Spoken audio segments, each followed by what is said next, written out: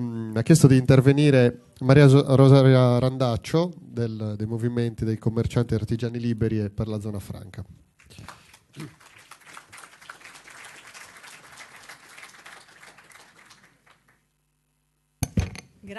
Grazie, buongiorno a tutti. Io sono qui, come è stato detto, in rappresentanza dei vari movimenti che lottano per ottenere la zona franca. È un diritto che ci è stato riconosciuto dallo Stato italiano in una legge costituzionale esattamente nel 1948, quindi stiamo parlando di più di 60 anni fa. Questo diritto ci è stato confermato nel 1957 con il Trattato di Roma, col quale è stata istituita la Comunità Economica Europea, l'attuale c'è. Allora, la Comunità Economica Europea ha riconosciuto tutti i diritti sorti precedentemente a questo Trattato di Roma, quindi questo diritto ci è stato confermato dall'Europa nascente, ci è stato confermato successivamente 20 anni dopo, 30 anni dopo, nel 1998, col decreto legislativo 75 del 98, emanato in attuazione dell'articolo 12 dello Statuto Sardo, legge costituzionale numero 3 del 48. Ebbene, sono passati tanti anni, questo diritto noi lo stiamo perdendo. Lo perdiamo esattamente il 24 giugno 2013, perché quel codice doganale comunitario col che ci aveva autorizzato già nel 98 a decollare come zona franca verrà soppresso da un nuovo codice doganale che entrerà in vigore proprio quella data che vi ho detto, e noi sardi perderemo per sempre il nostro diritto. E in questa assemblea mi permetto di dire che quello che ci stanno togliendo non è soltanto il diritto alla zona franca, ma il diritto anche alla nostra indipendenza, perché se andate a leggere esattamente che cosa dicono i codici doganali del mondo e i codici doganali comunitari e il testo unico doganale italiano, ci dicono che le zone franche sono zone extradoganali e pertanto oltre il confine della dogana dello Stato al quale appartengono. Avete capito? Mi sono spiegata. Extradoganali vuol dire extraterritoriali, cioè noi, se avessimo applicato lo statuto sardo per intero, avremmo già avuto la zona franca, e avendo la zona franca avremmo avuto la nostra indipendenza territoriale, e avremmo avuto anche, se avessimo applicato il nostro statuto, quello che Progress sta portando avanti, l'indipendenza, cioè l'indipendenza dei tributi dall'Italia, perché sempre lo Statuto Sardo, emanato con legge costituzionale numero 3 del 48, all'articolo 8 e 9 prevede che la regione Sardegna, regione a statuto speciale, deve riscuotere i suoi tributi, che sono i 9/10 di tutte le entrate fiscali, e allo Stato italiano deve mandarne soltanto 1/10 o massimo i 3/10 di alcuni tributi. Quindi noi siamo invece 60 anni che non applichiamo la nostra Costituzione.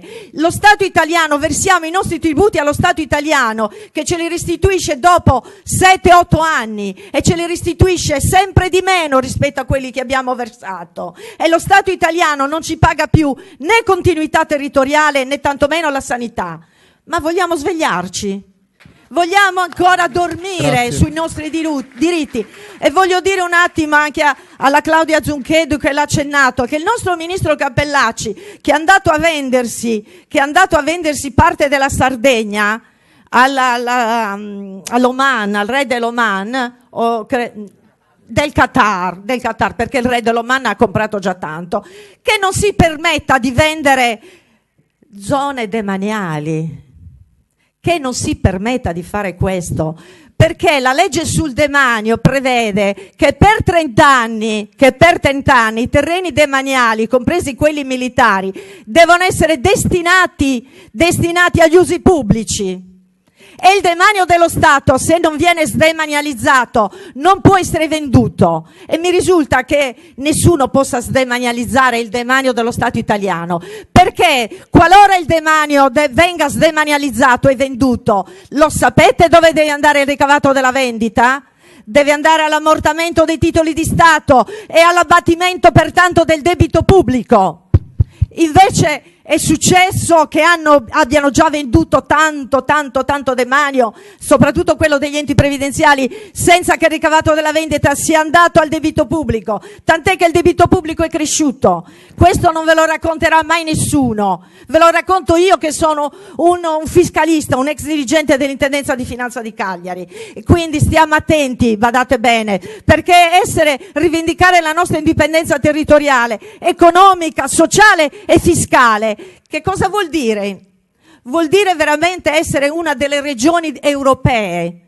Noi possiamo appartenere all'Europa, ma come regione europea, indipendente da quello che è la fiscalità italiana, le imposizioni della legge italiana che ci limitano nei nostri diritti, perché badate bene, noi siamo tutelati da una legge costituzionale e, come vi ho detto, dal Trattato di Roma, per cui se dovessimo andare in giudizio, e ci andremo sicuramente, per rivendicare quei diritti, nessuno ce li potrà portare via. L'Europa ha riconosciuto a Trieste la sua zona franca, i suoi punti franchi, soltanto perché quel diritto ce l'aveva prima del Trattato di Roma. Allora, siccome anche noi ce l'abbiamo prima del Trattato di Roma, così come Trieste ha diritto alle sue zone franche, ce l'abbiamo anche noi. E il nostro diritto è stato confermato nel 98 dalla legge costituzionale, dal decreto legislativo. Ho finito.